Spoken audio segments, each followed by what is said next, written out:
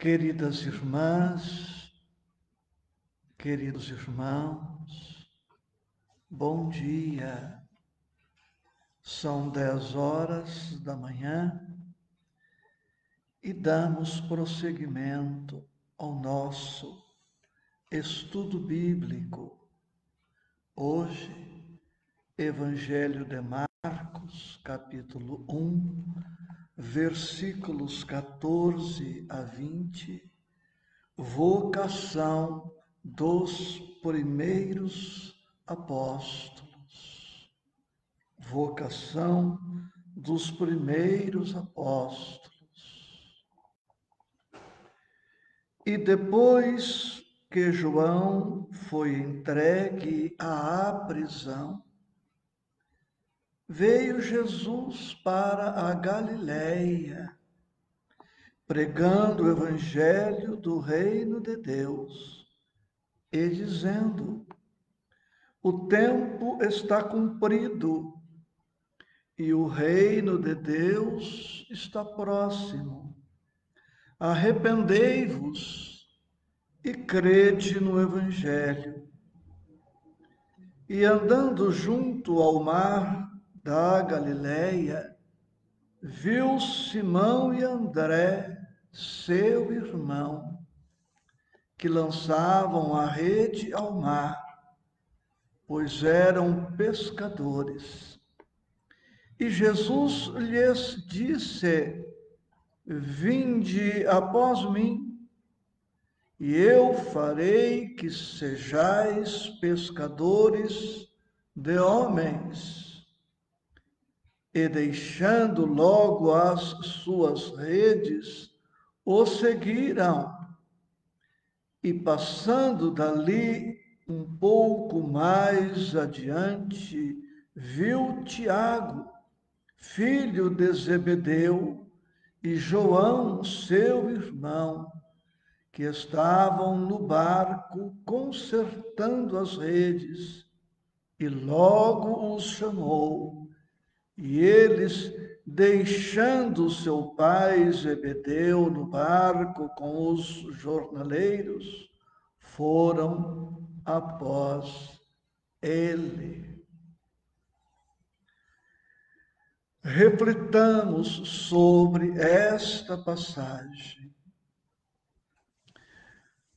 Tenho abordado ao longo destes anos vários temas, dentre eles, um em que procuro apresentar o Evangelho de Jesus como sendo uma farmácia.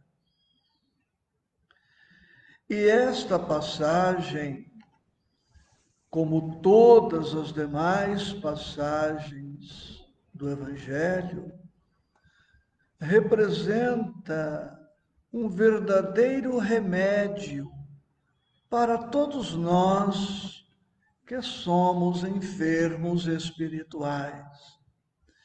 Mas, especialmente, este tópico se destina para alguns doentes específicos.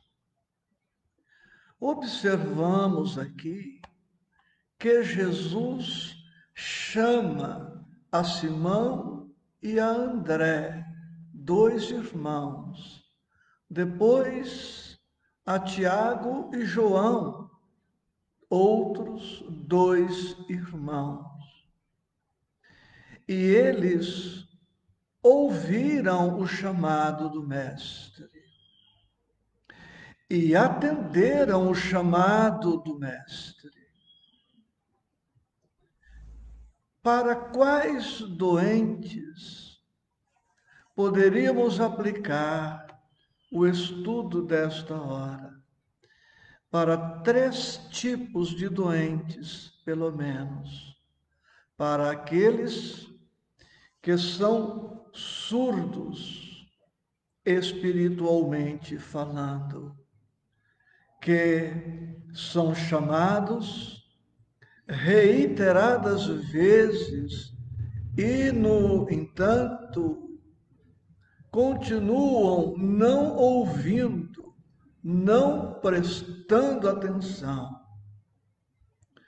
Outra modalidade de doença espiritual, a cegueira. Quantos cegos espirituais na humanidade que não veem, não percebem os muitos chamados da espiritualidade, chamados estes que chegam para os surdos e cegos de variadas formas. Uma outra doença espiritual pode-se dar a ela o nome de acomodação.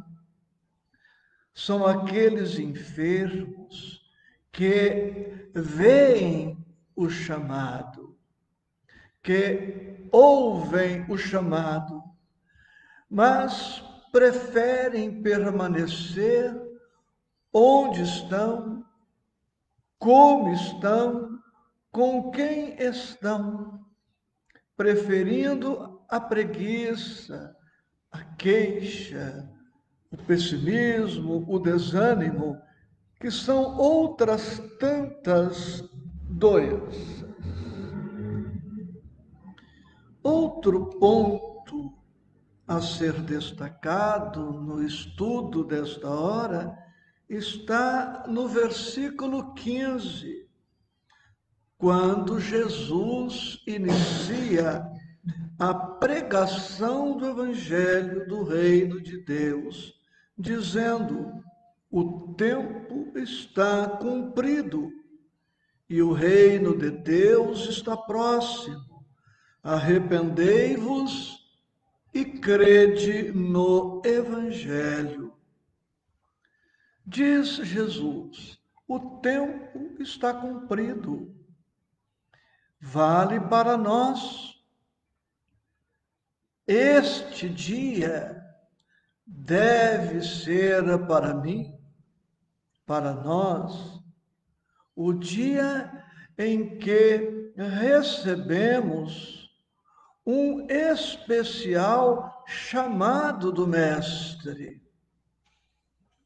Nem o ontem que se foi e não retorna, e nem o amanhã que poderá chegar modificado.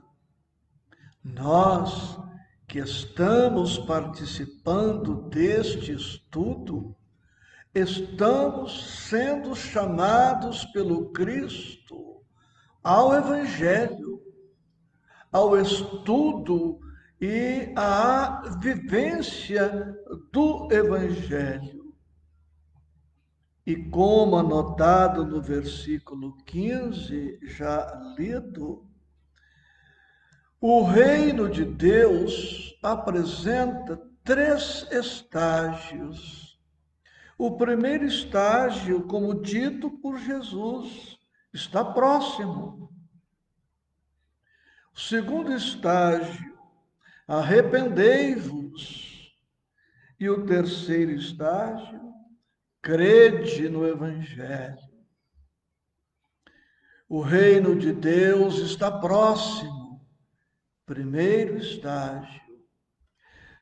Transformemo-nos, convertamo-nos. Segundo estágio. E o terceiro estágio, creiamos no Evangelho. E nos devemos perguntar: em qual destes estágios nós estamos? O primeiro estágio, vimos, consiste em sabermos que o Evangelho está próximo. Ou seja, o Evangelho é nosso vizinho. Mas o fato de o Evangelho ser o nosso vizinho não é garantia de que necessariamente nós estejamos com ele. Basta pensarmos nos vizinhos que porventura tenhamos. Nós visitamos quais vizinhos em relação às nossas moradias? Quais vizinhos têm acesso à nossa casa? Nós participamos da vida de quais vizinhos? Quais vizinhos participam da nossa vida? Pelo que se observa, há vizinhos que estão tão próximos e, não obstante, tão distantes de nós, ou nós distantes deles. É possível até que nem saibamos os nomes dos nossos vizinhos. Ou é possível que os nossos vizinhos ignorem os nossos nomes, as nossas lutas, as nossas alegrias. Por quê? Porque não há intimidade, não há partilha.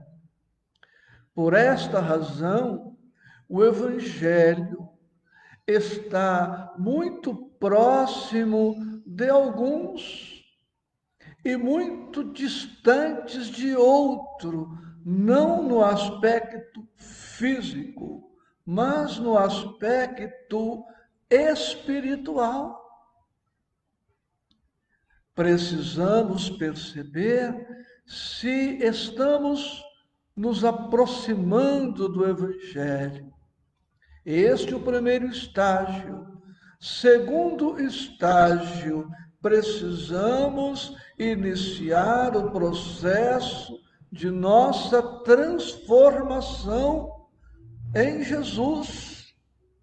Porque não basta um contato físico com a mensagem do Cristo. É preciso que esta mensagem comece o trabalho, o processo da nossa transformação. Porque se não iniciarmos este esforço de transformação com o Cristo, embora o Evangelho esteja próximo, ele continuará distante, em virtude da nossa postura. E se não iniciarmos este processo de melhoria íntima, poderemos adiar indefinidamente o nosso contato, a nossa entrega ao Evangelho. Precisamos, pois, empenharmos-nos nesta aproximação. E o terceiro estágio, que está intimamente ligado aos outros dois, é crer no Evangelho. Ter certeza de que o Evangelho é mesmo o roteiro para as nossas almas, é mesmo o roteiro para as nossas vidas. Não se trata, portanto, de uma crença superficial, de uma crença labial. Não se trata de uma crença que se expresse na simples frequência a um culto, a adesão a algumas práticas religiosas exteriores. É preciso que o Evangelho vá se internalizando em nós.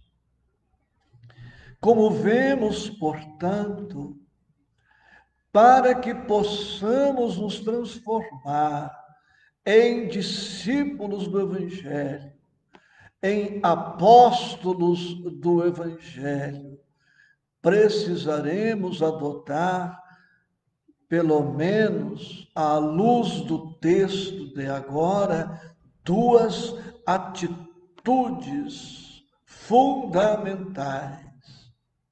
Vemos aqui que Jesus chamou a Simão, a André, a Tiago, a João, e os quatro ouviram o chamado. E os quatro, está no texto, logo seguiram Jesus. Quer dizer, seguiram o Mestre imediatamente. E eles agiram desta forma porque estavam abertos ao chamado. Precisamos abrir os nossos ouvidos espirituais para que possamos ouvir este chamado. Precisamos abrir os nossos olhos espirituais para percebermos o chamado. Precisamos abrir os nossos corações para que o Evangelho nos penetre, para que este vizinho, o Evangelho, se nos torne íntimos das nossas vidas. Nenhum vizinho ingressará em nossa residência sem que abramos a porta, sem que o convidemos, sem que o aceitemos. Façamos a nossa primeira atitude fundamental, abrirmos-nos para a presença do Cristo, do Evangelho que está nos batendo à porta. O que significa que precisamos nos abrir ao amor de Deus em nossas vidas. E que honra para aqueles quatro, Simão, André, Tiago e João, foram chamados pelo Mestre, foram escolhidos pelo Cristo. Eles estavam prontos, aprontaram-se através dos milênios, através dos séculos, e também naquela encarnação vinham se preparando para quando o chamado se desse, eles estivessem efetivamente prontos para acompanhar o Mestre. No livro Nosso Lar, há este pensamento de André Luiz. Quando o servidor está pronto, o serviço aparece. Quando o servidor está pronto, o serviço aparece. Precisamos nos preparar para que, em chegando o chamado que nos chega de mil modos, através de um livro, através de uma mensagem, de uma palestra, de uma música. Podemos ser chamados a qualquer momento, em qualquer lugar e em qualquer circunstância. Jesus pode nos chamar na saúde. Jesus pode nos chamar em uma doença. Jesus pode nos chamar em período de abastança. E Jesus também nos chama nos períodos de escassez. Jesus nos chama nos períodos de calmaria. Jesus nos chama nos períodos tempestuosos. Jesus pode nos chamar nos tempos que consideramos fáceis, mas Jesus também poderá nos chamar naqueles períodos que consideramos difíceis. Nós precisamos nos aprontar, a fim de que, em surgindo o chamado, possamos, como Simão, André, Tiago e João, segui-lo. Outra atitude fundamental consiste nisto. Vemos que Simão e André deixaram as redes. Tiago e João deixaram o pai, o conserto das redes e foram.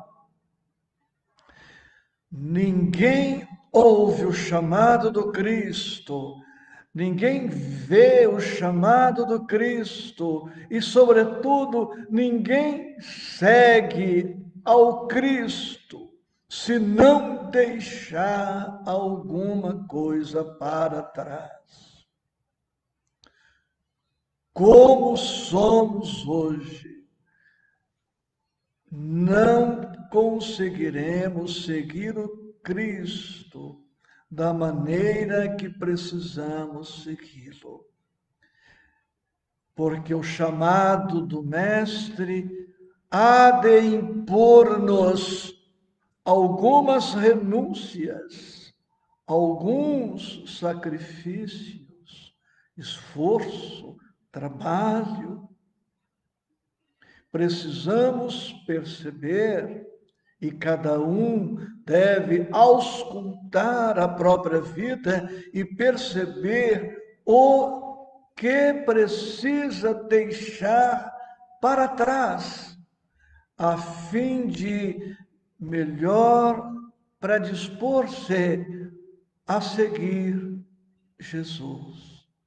Deixar algo, deixar o apego, deixar os erros do pretérito, deixar as sombras do passado, deixar algum vício, deixar algum defeito, deixar alguma imperfeição, deixar alguma dificuldade, deixar algum obstáculo para apresentar-se mais livre e em melhores condições para seguir o Mestre, para seguir o Evangelho. Jesus nos aceita como somos, mas como somos, não estamos tão habilitados para nos entregarmos à causa do Evangelho como se faz necessário. É preciso que, chegando o chamado, nós estejamos conscientes de que precisamos nos abrir para que este Evangelho nos penetre e iniciarmos o processo de transformação e também iniciarmos o processo de desprendermos-nos de tudo aquilo que é irreconciliável com uma boa vivência do Evangelho, sem o que seremos cristãos muito divididos, indecisos, inseguros, inquietos, e enquanto estes estados espirituais negativos permearem a nossa caminhada ao encontro do Mestre, não faremos tão bem quanto podemos fazer quanto precisamos fazer. Vejo aqui na tela do notebook as presenças da companheira Célia, de Serra Negra, da Joana, Rosa, minha irmã, de Bauru, Joana, nossa companheira. Vejo aqui Sandra, Rosanda e outros nomes no Instagram. E agradeço a companhia de todos, formulando votos de êxito e paz com Jesus. O Evangelho do Reino está próximo, mas Jesus está próximo de nós. Mas nós estamos próximos dele? Precisamos estar atentos a isto. Importante que tenhamos nos aproximado de um templo, mas é preciso que a mensagem seja internalizada em nossos corações. Nestes tempos de pandemia, compreensível que permaneçamos à distância dos templos, sim, mas que isto não se transforme em obstáculo para que nos aproximemos do Cristo, porque o Evangelho nos busca na intimidade doméstica, na intimidade do trabalho profissional, na via pública, onde quer que nos encontremos, Jesus lá nos buscará. Mas para isto precisamos estar abertos para que este vizinho seja íntimo das nossas vidas. Carinhoso abraço, com votos de paz.